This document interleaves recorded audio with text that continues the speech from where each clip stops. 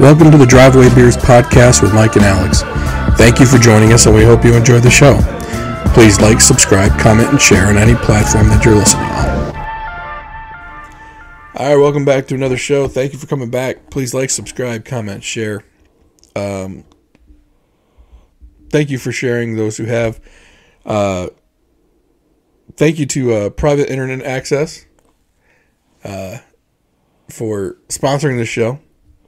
For those of you that have been doing online shopping and, holidays aren't too far away when you're going to be doing quite a bit of online shopping, using your credit card online, make sure that you're using a VPN and a trustworthy one like a private internet access. One of the reasons why I use private internet access is because they have a no logs policy, which means essentially all they do is log when you log on and when you log off. They're not logging any of the activity that you're doing online. And I'm not saying all you people doing nefarious things. I'm not talking about you. I hope you go to jail. But those of you, who are going to Amazon using your credit card, they're not logging your credit card information. They're not keeping data on what you're buying. It is a secure connection. And their logs policy has actually been tested in court. So it's nice to know that your privacy is safe with this company. And it has been tested, and they have not given up the individual's information. And right now, if you go to the Driveway Beers podcast, we got a link on the right-hand side. Go ahead and click on that. You're going to get a nice discount. You get a 2-year rate plus 2 extra months. And I believe your monthly rate ends up being about $2.11. And that discount's for our customers. We worked with Private Internet Access to get our listeners a discount. So use us. Click our link. We do get a little bit of a commission when you sign up. But in these times right now, there's a lot of things you can do with a VPN, but protecting your credit card information, especially with the holidays coming up, is something that is something you can do for yourself. Because if someone ever gets your credit card, trying to untangle that mess is no fun. And I've said this before. I've had this experience, especially with my debit card of all things. They didn't even need to take my debit card. They just skimmed it and got the number, created a new card, used it in an ATM machine in Washington, D.C. when we were in New Hampshire. And they were able to get out $2,000. And luckily we got that money back, but we could have avoided this by not using our card online unprotected. So drivewaybeerspodcast.com. Click on that private internet access banner on the right-hand side. Get yourself a 2-year subscription and thank me later. Now, with that being said, I am still looking for a car. I think I've been shopping for a car since we started this podcast. You even bought a couple. I did buy one. Actually, did I buy 2? I don't know if I got the Saturn. I think I got the Saturn before we started this thing. The Chevy was new. Yeah. The Chevy was new. And for whatever, I'm trying to think of a reason that doesn't make me sound awful. When I told you this like 20 minutes ago, you said, "Oh, so what are you trading in?" I was like, "Nothing. I'm keeping both the cars. I'm just adding a third." I can tell you, having a third vehicle is nice.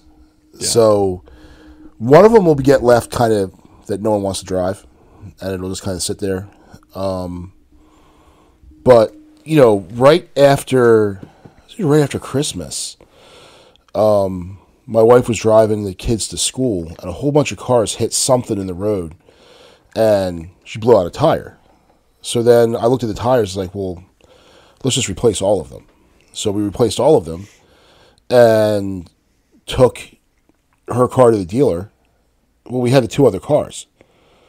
So, oh, hey, these tires, we gotta, we bought the tire. They're coming in, but they're probably gonna get here late, so we won't have the car done until tomorrow. Okay, call me when it's ready. And they called me and said, hey, your car's ready. I said, I'll be by tomorrow if I have time. Like, it was nice to have that that option, because we weren't really, so having a third car is definitely a nice thing to have.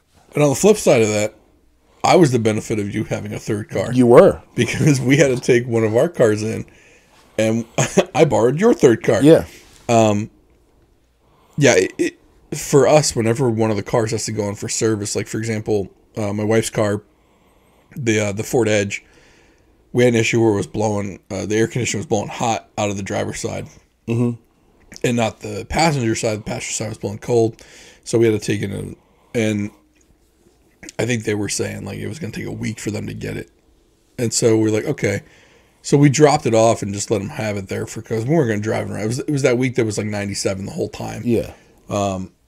So we left it there. And luckily, I mean, it's still summer. We're not using two cars as much. But there was one day where I had to go use my mother's car. Yeah. And the other time we had an issue with the car, we borrowed yours. Yeah. But if we had that third car, it would just make things a lot easier. Yeah. You're not making phone calls. You're not worrying about that. You're not scrambling around trying to make accommodations.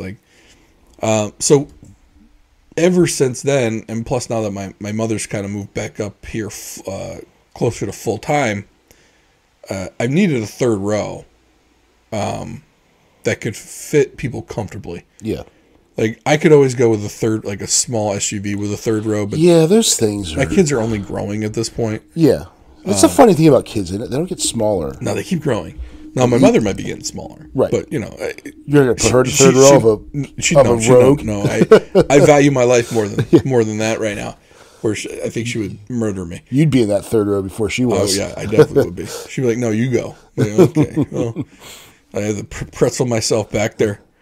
Because they make the Nissan Rogue with a 3-row Rogue. They do, which is, I mean, who's sitting back there? I don't see how people get their feet in the footwell. There's not even if you've got, let's say you got size 11s or 12s on. Yeah. How are you getting it between the seat bottom and the cushion in the back of the seat? There's not 12 inches there. These 13 triple E boats are not ending up back there. I mean, even my daughter, she's wearing 5.5s. She ain't getting those in there. Yeah. I mean, so I've been looking for a big vehicle, just to have. I mean, I get it. Gas prices suck. Whatever. I'll take my oil. You take your electric car, and all those people can. You mean your coal powered car? Yeah, you're right. They can all leave me alone with my decisions. Yeah. Okay. So I was looking at the Tahoes and actually the one I really want is a 2006 GMC Yukon Denali. Okay. And I've even been flirting with the XL. Mm-hmm. Because someone told me the additional space you get behind the third row is worth it. Oh, it's just to not have to take out seats. Yeah, and the thing with the Tahoe, the Yukon with that short wheelbase version, when that third row is up, now it's a third row that adults can sit in. Yeah. But there is zero space between the back of the third row seat and the lift gate. I mean, you'd be hard pressed to fit a carry-on suitcase back there. I think you fit that. I think that's about it, though. Yeah, but our Sienna has more cargo area behind the third row than when you go to the XL or Suburban. Then with that third row up, yep, you've got as much room in a Tahoe with the third row down. Right.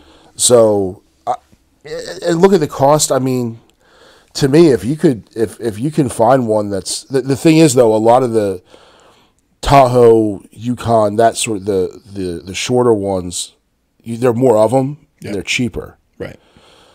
People tend to get Suburbans and hold on to them. forever. Yeah, that's true. I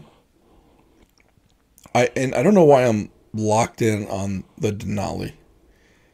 I really like the exterior of the GMC of the Yukon. No, they're But clean. but the Tahoe and the Suburban basically are the same exterior. The Cadillac version is the different one. Yeah. I don't like that was back when Cadillac was doing all the angular stuff. And I didn't like the look. No, especially because the Cadillac, the front's angular, but the back is still curvy. Right. It's just, it doesn't match. It's dumb. And so when I see the Yukon, I think it's one of the best looking SUVs out there back in 2006. Yeah, because the Yukon had like that honeycomb looking grill. Yeah. And the Denali, it was all chromed out. The wheels look nice. Yeah. The Denali looks good in almost any color. Yeah. Where to me, a Suburban almost has to be black. Yep. So I don't think what did they come in? Black, blue, and red. I think that was pretty much it. yeah, I mean, you can get it in that stupid gold color. Oh, Which I don't. Why do they even make that color? Who buys that color? GM put that on everything. They're It was like everywhere. Frank's Red Hot Sauce. Yeah, They put that shit on everything. But yeah, I was looking for. I would really like that dark blue on the GMC Yukon. But every time I see a white one, like I look at them like that looks nice. yeah, they even use that. I think they even use that like that pearl color on the Yukon as well. Yeah, I mean, don't get me wrong. I'm not a white car fan. Yeah, But white on that Yukon yeah, it looks good. looks, especially the Denali trim, looks really good. But so right now, unfortunately though, like when I look online, I've been on Car Gurus, TrueCar, Auto Trader, Cars.com. There's not many within a 50-mile radius here. Yeah, So I might extend the search. I would like to drive one before I go buy one, and have them. Like I would buy it sight unseen if I drove it and it drove well. yeah, Like I as long as I drive one, it doesn't need to be that one. Because I know the repairs on it would be extremely inexpensive. oh yeah, And the engine and the transmission will probably be fine. yeah, Or if I really wanted to, I could pay a local mechanic out there to go take a look at it for me. yeah. I know on those hub bearings are prone to failure, but that's easy. I mean, you can do hub bearing. If you can do brake rotors, you do hub bearings. But even if I had to pay a mechanic, it'd still be fairly cheap. Yeah. It's not. It's all an integrated sealed unit. It's pretty easy to do, but they'll fail. The interiors, though, you got to look out for that. They can be kind of dogged out, just because of the materials they use and the way those seats were. The driver's side seat and almost all of them are just there's always a rip somewhere. Mm-hmm. Now we've talked about this before, though. I think you could redo the interior on one of because the interiors are easy to find. You could get someone to reupholster that driver's seat for like $200. Yeah. So maybe it's worth it just to do it and just get it reupholstered. Mm-hmm. The things I always look for, I look to see if the armrest is in decent shape. Yep. And the center console one. And the steering wheel. Yeah. And one of the, some Denalis have it, some Denalis don't. The wooden steering wheel. Yeah. When I had my Buick, I had the wooden steering wheel. And obviously if you, I drive with my hand on the top. And it would never, obviously with the fake wood steering wheel, it's not going to fade. It's not going to look chippy. It's not going to. So I always look for the steering wheel, what the steering wheel's like, and the center armrest. Mm-hmm. I know the buttons on the radio and the buttons on the HVAC, they chip up. But you want to know what? First thing I'm probably going to do is replace it. Is replace the radio anyway. Yeah. I'm going to put Bluetooth in it and all this, Yeah, because those, and I just saw it. You can get a double DIN replacement for those. It's not that expensive. You remember back in the day, the Crutchfield catalog? Oh, heck yeah. And the Crutchfield catalog would come out, you get all this stuff for your car, and they've been just killed by the quality of the factory systems and the integrated technology in them. Yeah. They're just getting murdered. Yeah. And so now they still have some auto stuff. They're doing a lot of marine. Yeah. And then, of course, home AV stuff. They definitely pivoted a little bit. Yeah, but they had to because I mean, you get a stock Hyundai Sonata, and you can't replicate that. And then the other thing is it's all integrated into the car. Yeah. So that infotainment center, like, what, you going to replace that? Well, yeah. I mean, especially when most of these things now come standard with Android Auto or Apple CarPlay. Yeah. And no one's using CD players. No. Because the first car I had was a 93 Escort. And, Nice. yeah, it had an AM/FM radio in it. Nice. So I went and bought a Sony tape deck. I upgraded to a tape deck. Now, this is in like 1995, 96. Yeah. So, and the 93 Escort wasn't mine. It was my dad's. But he carpooled to work, so it just sat there. So it kind of became mine. So I upgraded to this tape deck. And it was pretty bad to have that tape deck in there. But then after that, the next car I had was my Camaro, and I put a CD player in it and subwoofers and amps. People aren't doing that stuff anymore. The cars are coming with it. Right. And it's not in a subwoofer box. I mean, it's making good bass, and it's just stock. I will say this: the Chevy I've got that's got the bass radio in it sucks. Yeah. The radio in it sucks. I'm sorry. I will say this, part of it though, with the radio, and I think has to do with if you don't have the HD radio signal, the audio quality coming through sucks anyway. Yeah. Because the funny part is, if let's say I use like the Sirius XM app on my phone through Android Auto, the sound quality vastly improves. Yeah. Through those same speakers. Yeah. And the thing is, I don't listen to over-the-air radio anymore. Unless it's in the morning, I'm listening to the Big Bad Morning Show. Right. But I don't listen to, I mean, I'm listening to mostly just streaming stuff. And even then, like, sometimes I'm catching stuff streaming later. So I'm not searching through radio stations. It's either on 105.7 or it's on, it's on my, it's a podcast. It's the I almost used the old one. Use the old name. Yeah. It's the Driveway Beers podcast or one of the other guys I follow. But yeah, so I'm not really utilizing it. Now, the new cars don't even come with CD players anymore. Yeah. My in-laws just bought one. My mother-in-law about lost it. She goes, "How am I listening to my CDs?" I said, for $14.99 a month, you can get Apple Music, and all your CDs are just right there. Sure. You don't need to bring CDs with you anymore. So. The funny part, we kind of game the Sirius XM situation. Mm-hmm. So with Sirius XM, if you connect a car, I think every single subscription they have now, you get access via the phone app. Okay. Well, if you have Android Auto or Apple CarPlay in your other car, you could just use the Sirius XM app if you're logged in on your phone. Yeah. So you essentially get 2 subscriptions for the price of 1. Okay. Now, I will say this. The Android Auto app for SiriusXM sucks. I mean, like, it'll show a couple of the channels and whatnot, but, like, there's no way to, like, set presets. Yeah. Like, it's... That's the one thing that's nice about, like, when SiriusXM is in your car radio, like, not on the Android Auto or CarPlay, you could set the channel as a preset from SiriusXM and your FM presets. Like, they can all be in the same preset group. Well, when you use the app for SiriusXM and Android Auto, it sucks. Like, it'll give you like the last channels you played, and it gives you like 4 of them. Yeah. But then if like you want to find another channel, like if you want like your 90s on 9, and it's not in those last 4, you got to go searching for it while you're driving. Yeah. And it's not intuitive at all. So, and I think they do that on purpose to get you to get that subscription eventually, but there's so many options though for music in the car with Android Auto and Apple CarPlay. I mean, if you have Apple Music, you could use it. Yeah. Amazon Music. Yep. Spotify. Pandora. Even if you're doing free Pandora and free Spotify, it's still like, so you're not picking the song you wanted, but if you're in a metal mood and you're listening to Metallica, it's going to play Pantera or Megadeth, or it's still in the same vein. Yep. And you listen to a commercial every now and then. Right. Rather than like, you listen to the regular radio and it goes like, oh, it's commercials. Like, oh wait, yeah, because it's 3:45 and they're all playing commercials now.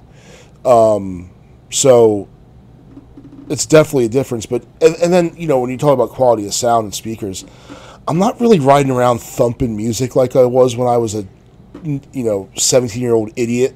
Yeah, I mean, so the only time the music's up loud is when the kids are in the car and they want to listen. And I'm the opposite. They have weird tastes in music. Like, they just get into different things, and the kid will listen to the same song over and over again. Like when Old Town Road was popular, like every little kid that was their favorite song. My two younger boys, there's this song by a band called Hatebreed called Destroy Everything, and they want to listen to that all the time. So I'm like, and Lindsay goes, where'd they find this? I said, well, I think they were downstairs with me when I was in the gym, and they heard me listen to Destroy Everything, and they're like, well, your younger sons love it now. Thank you. I was like, oh, you're welcome. What was it? You should have him put Slipknot on. Oh, yeah. Get him into that. But yeah, so, no matter what I get, because I'm definitely looking older. Yeah. Because I'm not going to get driven that much. I mean, shoot, the Chevy, when I bought that, April of last year? Mm-hmm. So it's now been about 18 months. I have 9,000 miles on that car. Yeah. I just broke 9,000 miles. Yeah. So imagine if I have to split, 6,000 miles a year between two cars. Oh, yeah. It's not getting driven all that much. Right. But they'll both have their purpose. Mm-hmm. Like, that Chevy gets great gas mileage. Yeah. The Edge is a little bit... Like, if one had to go, the Edge would probably be the one to go. Mm-hmm. But it's been a really reliable car for us. Yeah. That I wouldn't... I know we could have gotten a lot of money for it, but I just don't think that we could have replaced it for a reasonable price for something newer. Because I would have gone newer because of my wife's car. Yeah. Well, that's why, back when used car values were stupid high, I thought about selling my Fusion. I was like, but, I mean, I like having the third car. Mm-hmm. So if I got rid of it, now I'm down to two cars, and I can't buy anything because I have to pay the same stupid high price for the replacement for it. So I'm really not coming out ahead.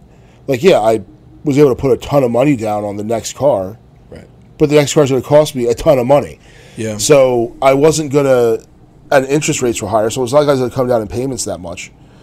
Maybe I could have gotten a truck rather than a car, but still, trucks were even higher than anything else. They went crazy, yeah. So I decided not to. Now, if you go the Yukon Suburban, full size GMC SUV route, are you going 4-wheel drive or 2-wheel drive? I don't think it'll matter for me. Just because my wife and I we're from a snowy climate. Like, we learned how to drive in a snowy climate, where front-wheel drive works just fine. Mm-hmm. I mean, and this is what a lot of people don't really understand with all-wheel drive. All-wheel drive will help you go. Yeah. It doesn't help you stop. Nope. And most accidents happen because of inability to stop. Yeah. Tracked vehicles will slide on ice. Yeah. And for us, I mean, a front-wheel drive car, I mean, if it starts to skid, we know how to get out of it. Yeah. But that's we've been doing it since we were 16. Yeah. Like, we were both that. You learn, like, when my wife grew up on Long Island, I grew up in upstate New York. You weren't going through a winter without driving through some snow because they didn't cancel school. Right. Right? You went to school. Yeah. As long as those plows got that first layer off, you were going to school. Mm-hmm. And so, and the funny part was, the main roads would be almost clear, but you still had to get out of your neighborhood. Yeah. Right? Man, that was probably some of the most fun I had in a car, was just trying to get out of my neighborhood. Yeah. Because I had a stick shift, mm-hmm. so I could make it. I could make those the front wheel drive cars. Well, I went to college in York, PA. Yeah. And York gets more snow than here does. Yep. And I did it in a Camaro. The first Camaro was drive. Yeah. The first Camaro was, they were both V8s, but the first one had a 5-speed. Yeah. So I'd start in second or third, and the car would go, and I'd make it through. When my old '04 Ford Taurus died, front wheel drive car, no traction control or anything. That thing was a beast in the snow. Yeah. It just didn't like. The problem was if the snow got deep, Right. then it was gonna. But no car was going to get through that. I don't Yeah. care what you got. Yeah. Now, if you had a big Jeep with knobby tires or a full size SUV with some decent tread on it, Sure, no. I meant like a car though. Like, Yeah. if you're in a sedan and the snow's above a certain level, Right. it doesn't matter if you got all the. Yeah. You can have a Subaru, WRX. yeah, or an Outback. It's Right. not getting through that. But no, so I mean, I'd be fine with front wheel drive. Unfortunately, with those big They're all SUV, rear-wheel drive. It could be rear wheel or all wheel. Yeah. I think if I had to choose, I would probably go all wheel. Yeah. Just because. Well, the big SUVs, they have the auto four-wheel drive. They actually have locking differentials. Yeah. So you can take them out into the sand and stuff if you want to. And Did they even make them in just the rear wheel drive? yeah, Didn't they? I don't. You don't see too many. if of you, them. they even I'm not sure about this latest generation, but the generation immediately prior were, you get them in rear-wheel drive. In fact, you'll find them like, oh, that's cheap. You're like, because I've looked at them too. Yeah. Especially with 3 kids, and the minivan's still fine for them. Yeah. But I think eventually we're just gonna have a choice. We're gonna be in suburban territory, and it's gonna be. But I was looking at them, and like, oh, this one's cheap, 2-wheel drive. Right. So now, a Suburban's a heavy vehicle. I was going to ask you this. With the weight, does it matter? Yeah, because I used to drive a mattress truck. That was real drive, and I would take that thing through anything. Yeah, it weighs so much, though. Yeah. You're going to be planted. Yeah, so, there's some snowplows that you see. They're all rear-wheel drive. They're not 4-wheel drive. Yeah. I mean, but the weight is the... I mean, I'm just wondering if the weight on a Suburban or a Yukon XL is enough if you had rear-wheel drive, would it stop you from going? Now, in a car, you'd be screwed. Oh, yeah. But in an SUV... I think even in a pickup truck, you'd be screwed. But those things there's a lot of steel. Don't you have more weight on the SUV? Yeah. Especially on the rear tires because you got the extra metal on the back. Yeah. Yeah. Like the trucks, yes, they're heavy, but they're heavier toward the front. Right. Whereas the SUVs it's a more even. It's plus, more because you've balanced. got back seats, Right. and trim, and the whole steel roof and glass. That's all put weight on that drive axle. So, you might be okay. But again, ice doesn't matter. That just gonna spin around on ice. But Well, then again, being a third car, shoot, I don't have to drive it. Yeah. During the snow. and that's the thing. Like now, if I were to get one, I would go for 4-wheel drive just so I could drive it on the beach when I go. Air down and drive out on the beach and stuff like that. Which Right. now I saw a Chevy Lumina driving on the beach when I was in Corolla a couple of years ago. So these dudes were driving a Chevy Lumina.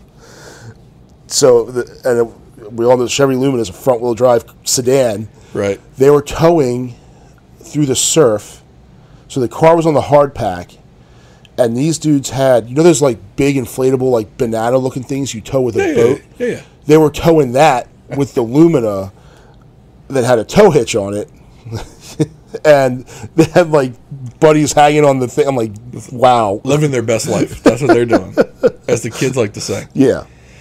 I'm sure they were all completely sober while they were doing it too. Oh yeah. Well, I mean, the other thing we were looking at, or at least I was, I've only floated it to the wife a couple of times. So when I was younger, my dad had one of those. They were called Ford Explorer conversion vans. So, Okay. So not the Explorer not the SUV, not the SUV. They were Ford vans that were modified by a company called Explorer. Okay. So they called them Ford Explorers. Yeah. But they had made those long before the Explorer was even an SUV. Yeah. But they're essentially the high top conversion vans, which means they add the extra thing on the top. Mm-hmm. And when you're sitting in them, you got Barca loungers in like the second row with the TV, and they all came with like VCRs back then. Yeah. It had like a 13-inch boob tube. Oh yeah, and Like up in the little like like where the high roof went up. Yes, It would be up in there, and then it did it have like wood cabinetry in it. it did. So Nice. So on either side of the TV, you had a wood cabinet, and ours, the one on the left, was the VCR, and the one on the right was empty. So what we did was, we took we were going to go on a long road trip. We took the Nintendo, put it in the cabinet, ran the cable. My brother was real good with electronics at the time. Ran the cables, plugged it into the TV. So we were playing Nintendo in the back on this 13-inch TV. Or what he would do is he'd take out the VCR player, because the VCR players back then were connected by the red, yellow, and white plugs. The RCA jacks. Yep. And he would just plug that in the Nintendo. Yeah. And then it'd be great. Yeah.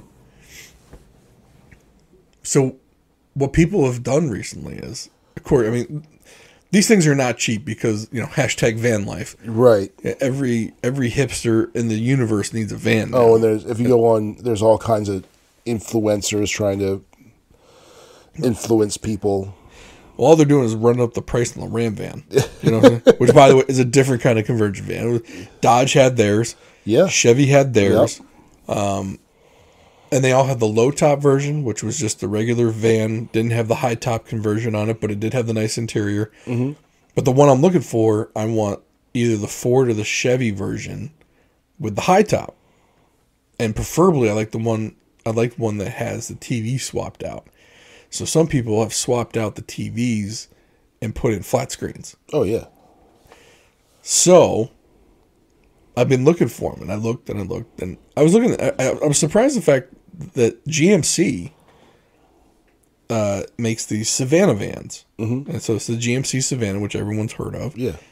And they have the 9-passenger and the 7-passenger. And Explorer was doing their thing with them. And these things were amazing.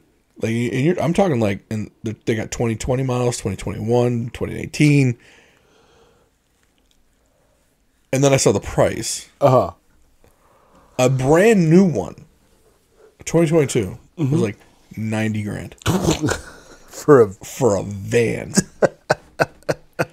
And I'm just like, now don't get me wrong. Like, look, if a Mercedes S-Class is going to be 120 grand, in reality, 90 grand for this thing with 9 passengers, really nice, comfortable leather seating, flat screen TVs, good sound system. I mean, like, these things are they're decked out. Well, I think you can spec out a Suburban up close to 100 grand anyway. Sure, yeah.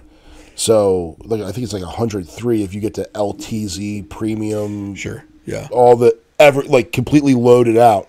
Yeah. But I was looking at used ones. 60. Oh, wow. 50 grand. Like, the depreciation isn't hitting these things bad. Now, don't get me wrong, the market's changing a bit, right? Yeah. So maybe it's going to go down a little bit. But I still was like, okay, let me go and look at like a 97 or 2002 or whatever. 15, 20 grand still. Wow. I'm like, jeez, man. Put historic tags on it. Cheese and crackers, man. I was like, you gotta be kidding me with this. So, I mean, my hashtag van life might not be coming to fruition here. I wonder what because now the Sprinter vans and stuff that people are, some of those when you open them up, I mean, it's like a private jet inside.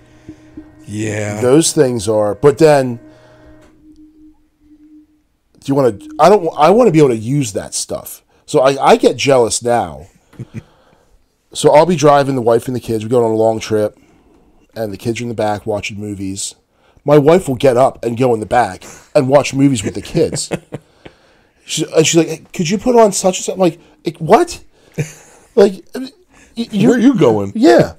Like, she's sitting and we have the captain's chairs in the middle row and the 3-place bench in the back. And, like, she's reclined. And, oh, hey, could you, like, lean over and, like, push the front seat forward for me? Like, no. No, if I lean over and put it back on you is what I'm going to do with it. Right. So, but imagine, like, so you're driving something nice like that, and those things ride nice. Yes, they do. But you can't take advantage of any of that. You do get the. I mean, you get the advantage of being a nice, comfortable ride. Yeah, I mean, you do get the advantage of the kids not speaking to you. Correct.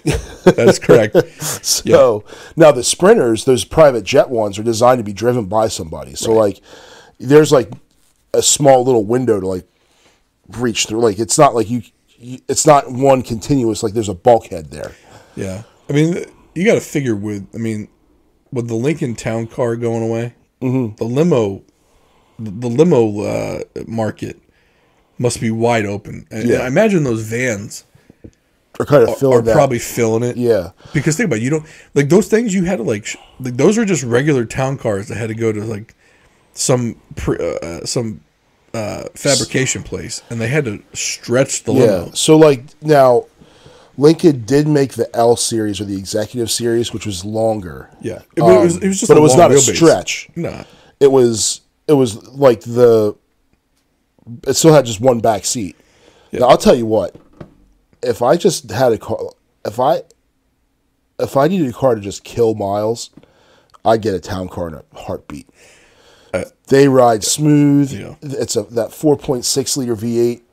I think it's got a 4-speed. It's indestructible. I mean, that's the same thing they put in police cars. Like it's, it's now the suspension's a lot softer, and the trim and everything inside, but they look nice. If you needed something to just kill but I was talking to a guy when they stopped. So they stopped making I think 11 was the last year for that whole line for the town car and Crown Victoria, and my wife and I were going to Kennedy Airport in 2013, and it was a town car that took us. My father-in-law paid for because we went to his house, and then to get us to the airport, he just, said, hey, here's a gift, you guys go to a resort. So we took they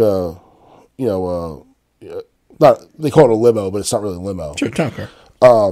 Car service. Yeah. So I'm talking to the dude, and I said, what are you guys going to do with no more town cars?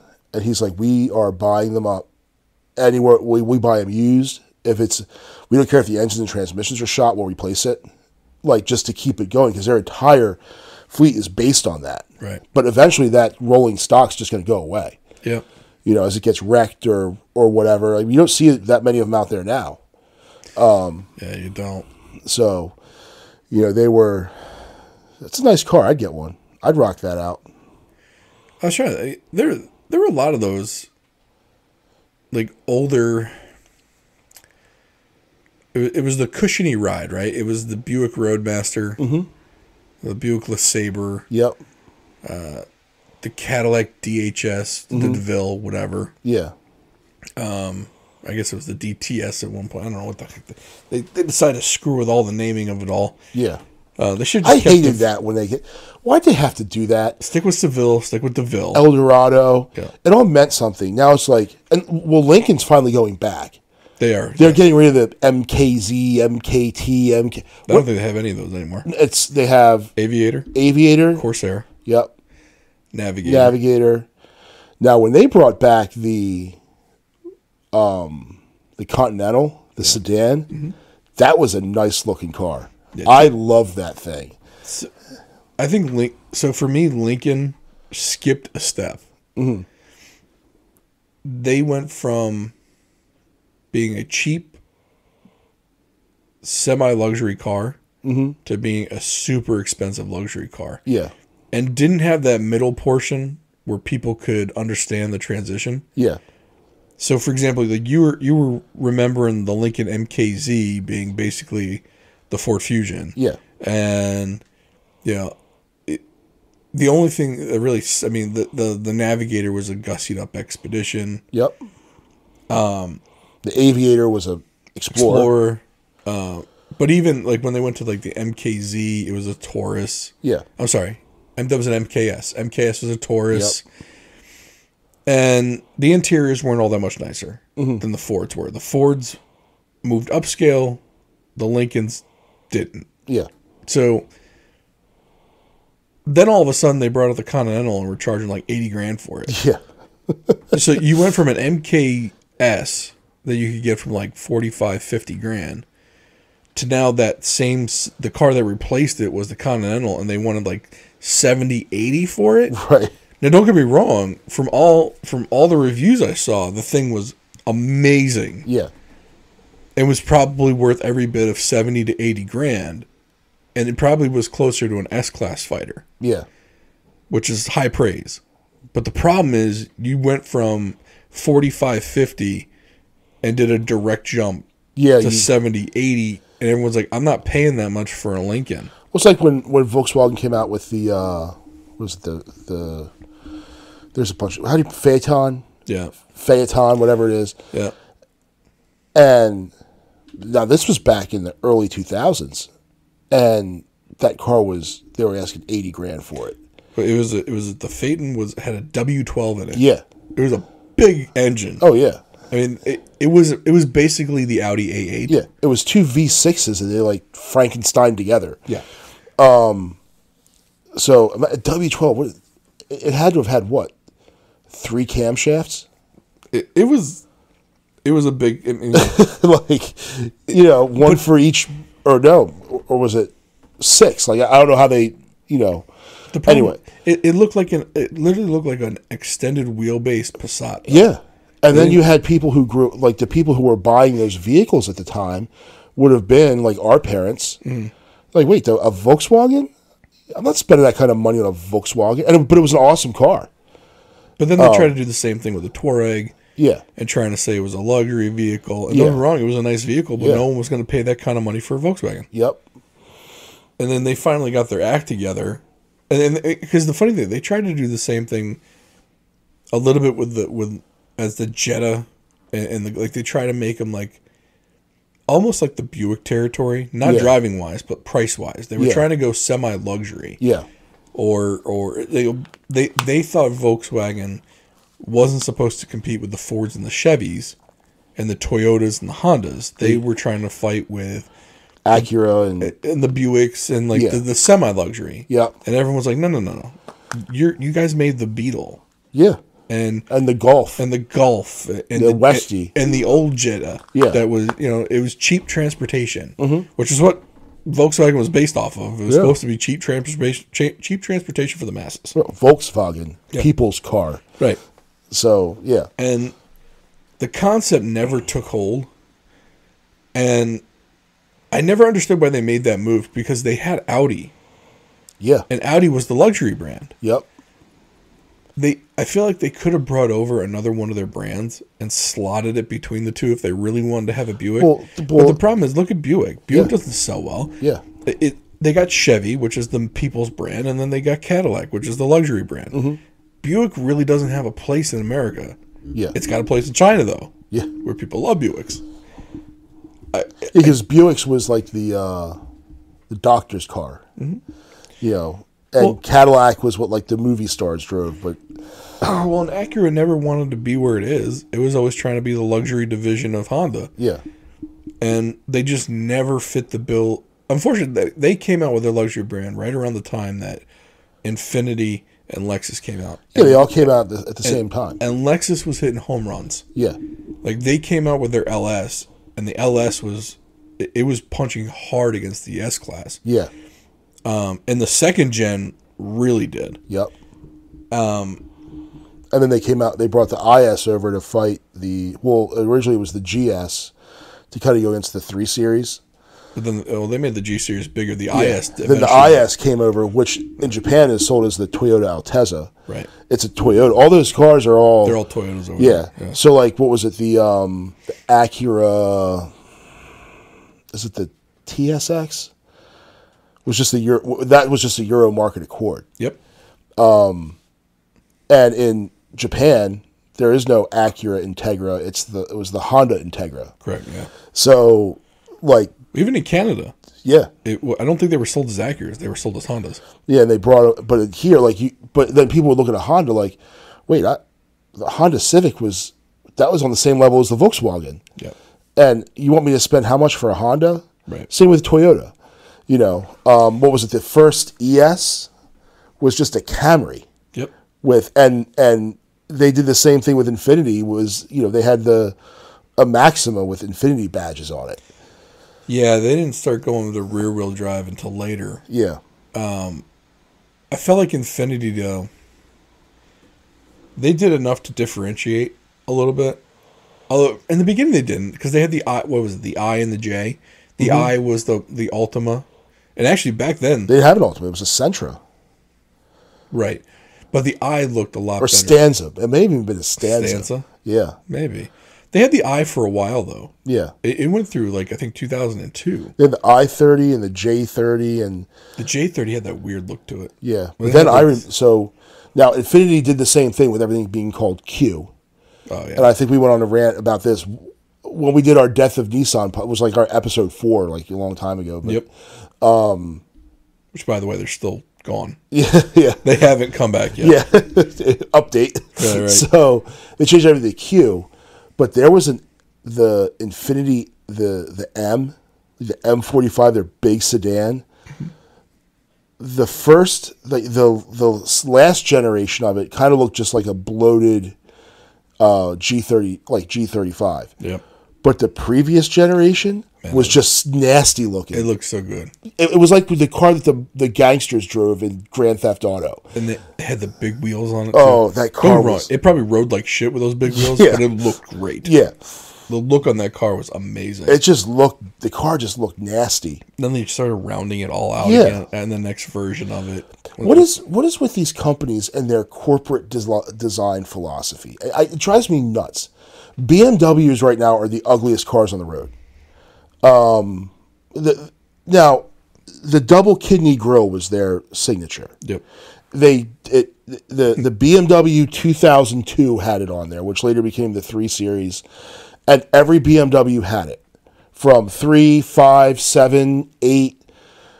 With the old 850 IS with the pop-up headlights, even that 318 Ti, which was a piece of garbage, had it all had that signature grille. Yep. Now that stupid grille is just enormous. You went from kidneys to lungs. Yeah. It looks like 2 lungs on the Yeah, front or of the thing. 2 like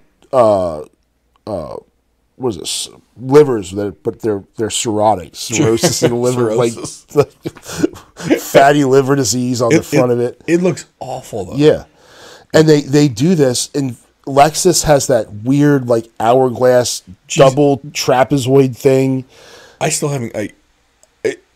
That thing is awful to me. Yeah, at least Acura got away from the Bugs Bunny, the buck beak. tooth beak. Oh. Like, and the thing is, they paid money for that. They set that thing in front of focus groups. It's like they don't put anything out naturally anymore. And they Frank's Red Hot sauce it. Yeah. They put that shit on everything. Yeah. They put on every freaking Acura. Yeah, and I'm like, what? It's awful. Yeah. And How much would it have cost to just redesign the grill? yeah, The first year it came out, everyone panned it. yeah, How much would it really cost you to redesign that yeah, thing? or just paint it black. Something. Yeah. It was Offer a awful. kit like for free. This grill looks so awful. We know it looks awful. We effed up. If you want, because it's all just freaking clips and snaps screws, yeah. anyway, we'll replace it with a body colored molded piece that'll just go over it.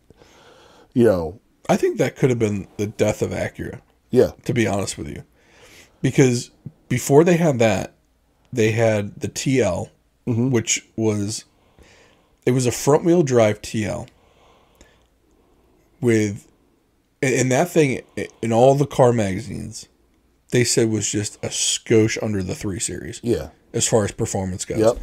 But it was comfortable, yeah, had a nice interior, a nice exterior. yep, You also had back then, you had the MDX, which looked normal yeah, back then.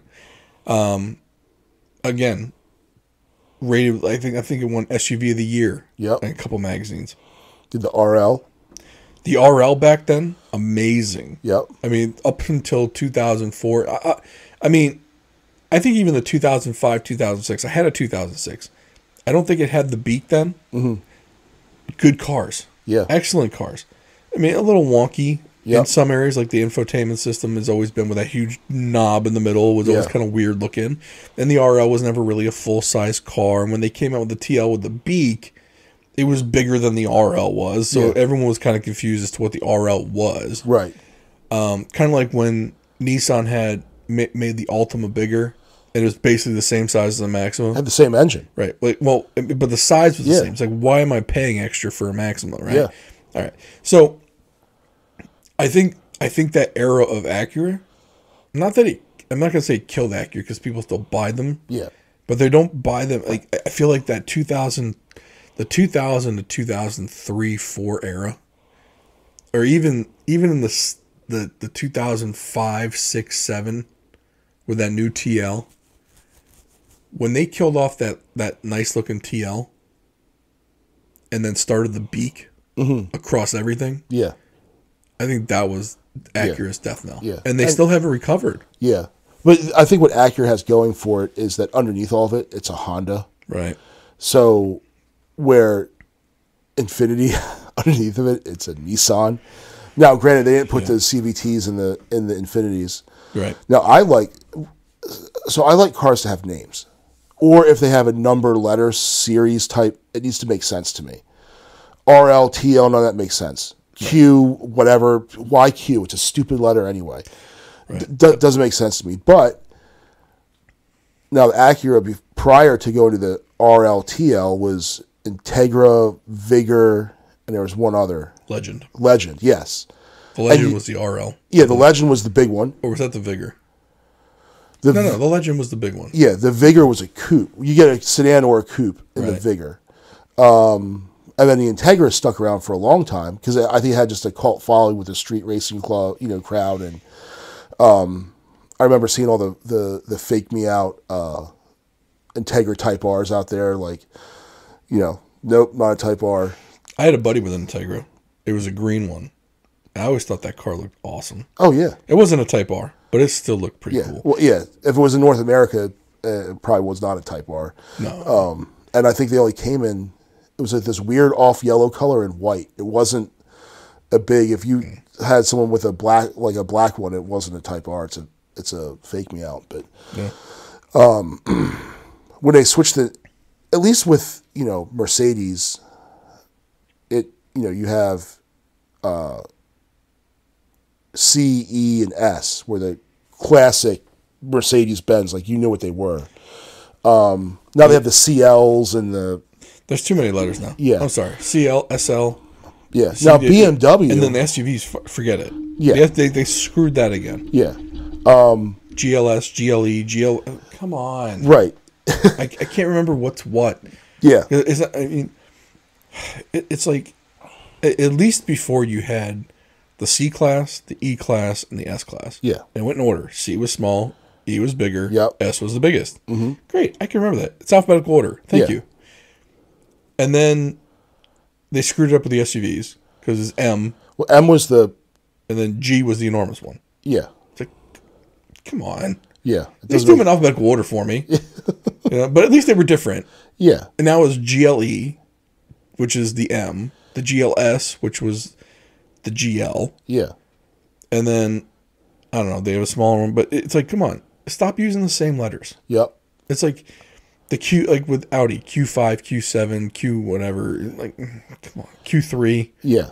Can we just come up with something different? Because Audi was easy because you had A3, A5, and A7. Yeah, I guess it made sense for them to do it with the SUVs. Yeah, they because just they'd used always use A4. Yeah. Well, that's so true. They used the 9. What was it? Well, no, I remember. 9,000? Was it, no the whole. I'm Audi 5000. Oh yeah, right. So one of my roommates in college had one. And all that thing did was burn oil. Right. But then there was BMW used to be simple. 357. Inline 6. And then you had Z. Mm-hmm. There was the Z Roadster, and they threw a couple in the Z. But now it's all 1, 2, 3, 4, 5. I mean, what is it? 4 series? Well, so here's the thing, and with the 3 Series, the numbers that folled it Was the engine side? were the engine size, Yeah. the liters of the engine. So like 318 was a 1.8 liter. Yep. Was it 323 Yep. or was it 323 or is that Mazda? That was Mazda. No, there's 323. Was there? No, 325. Sorry. 325. Yep. It And was there's 2.5. 328, Yep. So it was a 2.5 liter V6 and then a 2.8 liter V6. and then there's a 330. Right. Which was the 3 liter V6. Yeah. And it all or inline 6. They were all inline Yeah. sixes, yeah. And then you went to 5, and I think the smallest 5E was the 525. It was 525. 535, 540, Yeah. and then Well, then the M. yeah, The M's. yeah. Was But you knew if it was an M car, what it was. You knew the deal. that well M car and the M cars went to V8s back then. Yeah, and then you had the 7. So I think it was the smallest you get was 735, And then the 740. 740, and then 750. Well, so the 750 didn't come around till later. Though. Yeah. So you only had two versions of the 7 Yeah, at a time. So it was 735 and 740 for the longest time. Yeah. And then you had the 740 IL. which is they had the long wheelbase. wheelbase. Yeah, But then I think they ended up ditching it and they went like 740 and 750 and 735 got bumped. but at least you could tell what you were looking at. Right. And then you could never drive them because they would always break with the Vanos system. And they just exploded on you. But these, it's strange how when they start selling these cars to the masses, they stop being as cool. Yeah. Like when you can go, and that's the thing with like the used market. Like when I was looking at the Fusion, so when I had to buy that car, I was looking for an all-wheel drive sedan. That's what I was looking for, and I had my price cap at 20. There were BMW 5 Series that were in the mix. Now, was I going to buy an out-of-warranty BMW? No. God, no. I'm not an idiot. This isn't Hoovie's garage. But the fact is, it was there. Why am I cross-shopping a Fusion against anything from BMW? It's like all these travel ball teams. Yeah. When everyone plays travel, no one plays travel. It's because, my kid didn't make team, I'm going to start my own travel team. Right. We're going to have... diluting the brand. Yeah. Yeah. Yeah, so that's kind of what they've done. When you see it now, you still have your high-end stuff and your M's and your 7 Series and all that, but that upper crust stuff doesn't pull the lower stuff up. The lower stuff pulls the upper crust down. It does. And that's why I thought it was a horrible move by Mercedes when they brought over the A-Class. Yeah. And their reasoning was, well, we kept growing the C-Class, and the A-Class is the same size as what our C used to be. Yeah. And I get that. The problem is that by bringing the A-Class over, and the car was crap. Yeah.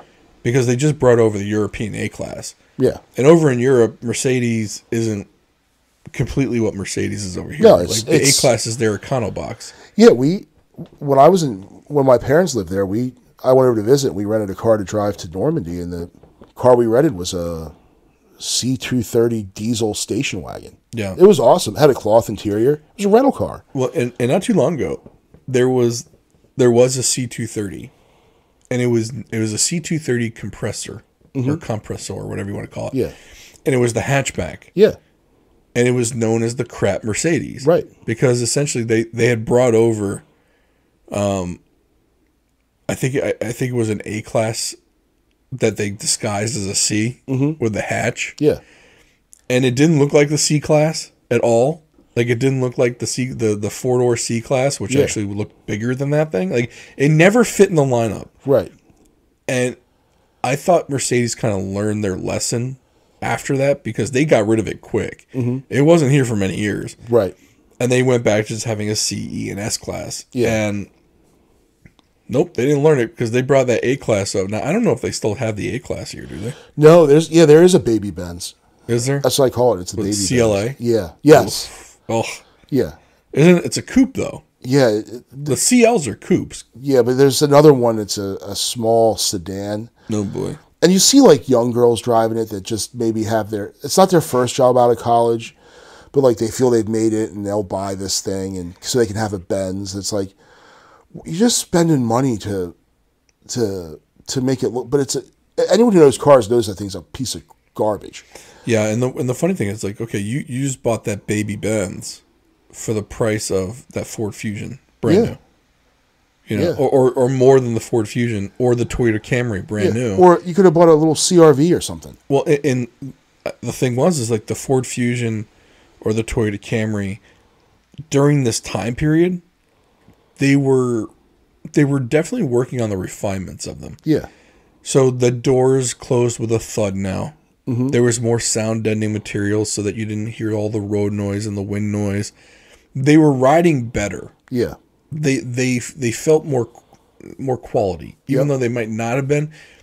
Like I was talking about, like with the Chevy, the Equinox. When I close the door, it closes with a thud. Yeah. When I close the RAV4, it feels cheaper. When I start the engine, I hear more engine noise. When I step on the gas, I hear more. Whereas the Chevy kind of like, now Chevy gets panned as a garbage brand, but when I sit in them, objectively, the Chevy feels more put together. Yeah. And I did that, like I did that with the I can't remember. I think it was not the Audi. The Audi was well put together. I think it was the Acura RDX I did it with. And this was years ago. So I mean, I'm not comparing apples to apples. I'm comparing like a 2014 to a 2021. But the Acura didn't seem as well put together, and this was right when Acura changed the RDX from that 4-liter, the 4-cylinder turbo to the V6. Like they basically made it a CRV clone at that point, and they basically just rebadged. Like they pulled the GM, Yeah. they rebadged it and didn't improve the quality, in my opinion. And I feel like that's what like some of these mainstream brands kind of went a little upscale in the refinement, and the interiors got better looking. Yeah. And I don't feel like the luxury cars, like the top end ones always get better, but like the C-Class to me now isn't worth the money. No. And so for me, like that's where it's kind of like, and when they brought over the A-Class, I was just like, this is not a good move. And it got panned. It got panned as being chintzy, not put together well, panel gaps. Like if you're gonna bring over, if you're a luxury brand and you're gonna bring over a car, you got to make sure it's buttoned up. Yeah. Because the mainstream brands up their game quite a bit. I mean, and Volkswagen found this out when they tried to go back down from, like, they had tried to justify the price by making the Jetta and the Golf and everything else a little bit better. And then they said, forget it, we're going to go back to being a people's brand. And I went and drove a Jetta. Man, it was bad. Yeah. Like, you heard all the road noise. I mean, even when the door shut, you looked around the door, there was no, like, it didn't even look like they put any, like, sound deadening around the door, or even, like, only the door had the rubber seal. Rather than the body didn't. Right. So it wasn't on the door and the body of the car like they have now. Like it reminded me of something super cheap, and I was just like, ooh, this isn't good. And I feel like Mercedes cheapened their brand by doing that with the A-Class. Yeah. And even, honest to God, I mean, even the C-Class right now, like, you sit in it, you're like, what am I paying the premium for? Yeah, I don't get it. So a lot of these cars that they sell, these upmarket the upmarket brands that sell the less expensive model, but I mean, you can get a really nice Camry or Taurus, Fusion, whatever it is. You can get a Accord. If you're, I just don't understand why people they're paying just so it has that 3-pointed star on the grill. Right. And the thing is, fools do that. A fool will spend his last dime to make himself look rich. Right. Whereas the rich guy will drive the old Camry around until it dies and then get another one, you know. That's the story with Warren Buffett. Yeah. Warren Buffett still drives a 2006 Cadillac, I believe it's the Cadillac DHS. Yeah. One of the richest men in the world. Yeah. And, you know, when I was growing up, I you know, a lot of the kids I played hockey with grew up, you know, they lived in Bethesda, Potomac and stuff. And my buddy, his grandfather was one of the big real estate developers in Montgomery County. So you're talking beaucoup bucks. And he drove an old Volvo. That's what he drove. you know. And he had some sports car he restored in the garage he never took out. Right. But the car he drove around was it was an old. It ran well and he liked it, and there was no reason to replace it. Yeah. So, I look at that and I'm like, but they know this. They know that there are these fools out there that'll go and they'll drop a G a month on to make it look like they're rich. Right. Now, with that being said, though, I do think there's a place for luxury cars, though. Mm-hmm. My thing, so like if you get in a GL, I think it's a GLS, which was the old GL SUV Mercedes. Yeah. When you sit in that, it feels luxurious. Yeah. Right. Like if you sit in that versus like a Ford Explorer, mm-hmm. there's a difference. Yeah. For me, that's where you pay. But if you're deciding between a Ford Fusion or a Chevy Impala versus the Mercedes A-Class, C-Class, yeah. to me, there's not enough difference there in that level of the car. Yeah. To go with the Mercedes. No. The E-Class is probably where the difference starts for me. Yeah. And the thing is with the E-Class, yeah, the E-Class is a reliable car. That 3.5 liter. Yeah. But now, I don't even know if they're still using it. I think they're using the 4-cylinder in that. But, it was always like the Lexus one. The Lexus value was that you could get the luxury vehicle with a luxury ride. Mm-hmm. Not a sporty ride. It was a luxury ride, and it was reliable. Yeah. That was the selling point for Lexus. It still is. Yeah. Like the G-Class, the E-Class. The E-Class is... People could say, yeah, it's a gussied up Camry, right? But it does ride quieter than a Camry. The interior is a bit nicer than the Camry. Is it worth the price difference? I don't know. But at least there's a difference there. Yeah. Where, like I said, but if you look at like a Camry versus a C-Class, and I'm pretty sure that's the right comparison to make, mm-hmm. I don't see why you're paying up at that point. Well, a friend of mine, he got big into the whole Mopar. He had a Challenger, one of the like Scat Pack, one of those stupid high performance Challengers, and right. His daily was an '08 E-Class, and we were talking about it. He goes, man, I said, we told him about the car. I said, what's your daily? He goes, oh, it's an '08 E-Class. I said, really? He's a dude that thinks bulletproof.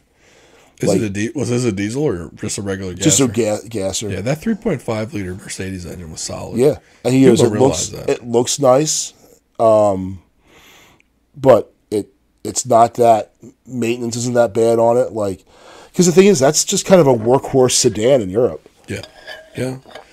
But even back then, though, the C-Class was. It was a better car than the average sedan. Yeah. It's just when they came out with these new ones a few years ago, that's when it was like, wow, like you just cheapened the C-Class. Yeah. But then you see like Hyundai and Kia go in the other direction. Yeah. But the thing is, like, the Equus kind of missed the mark when they came out, but they still called it a Hyundai. Right. The Hyundai Genesis, right? Yeah, the Hyundai Equus, and then they changed it over to Genesis. Now Genesis is like its own brand. Yeah. And now they have the Genesis version of the it's the Kia Telluride and the Hyundai. Yeah, the GV whatever. Yeah. Yeah, but I passed one the other day. I was like, dude, that's a nice looking car. Yeah. But then when I see like the Rolls Royce SUV in the wild, I'm like, that's ridiculous. Like the Bentley Bentayga. Yeah. And it's funny because I get it confused with the on a first glance, I'll see the Genesis, think it's the Bentley. Like, no, that's a Genesis, which is a Hyundai. If you're getting your Bentley confused with the Hyundai, yeah, you just dropped a whole bunch. But that's just ostentatious nonsense when you're buying Bentleys and stuff like. The inside's the difference on those, though. Yeah. There's not so much you can do with an exterior, but the interior on that Bentley is ridiculous. Oh, yeah. Yeah. And then they're so heavy and, but people that drive those things don't care about things like gas mileage and maintenance. No. But the resale value on them is terrible. Well, people always ask me, like, with the RV, when I pull it up to the gas station, like, hey, what's the gas mileage on that? I don't know, dude. If I cared about the gas mileage, I wouldn't have bought it. Right. Like, I know it sucks. Yeah. How about that? Well, just like when you buy the Bentley Bentayga, and someone said, "What's the gas mileage on that?" Dude, no one cares. Right. If I got enough money to buy it, I don't care about the gas I'm putting in it. Yeah. The next time somebody asks you about the gas mileage on the RV, just tell all of it. Oh, not all the miles. Right. So when I filled it up for our last trip, did I tell you the bill on that? No. Okay. Let's see. It was, I want to say it was $250. Oh. And that got us about I'd say 4 hours up the road before I hit half a tank. Wow. And so I had filled it again. I never, whenever I hit half a tank, I'm always looking for the next gas station. Yeah. And luckily, I mean, the New Jersey Turnpike is easy for me to get gas because they're all pull through. Oh lanes. yeah. So I made sure like to always get gas on the turnpike, so I didn't have to worry about where to pull off. And yeah, the guy, I pulled up. There was this poor girl. It was her first day at the Sunoco, and she's like, "Where do I fill it up?" I'm like, "The gas tank's in the back, all the way in the back." You want to just come out here and do it yourself?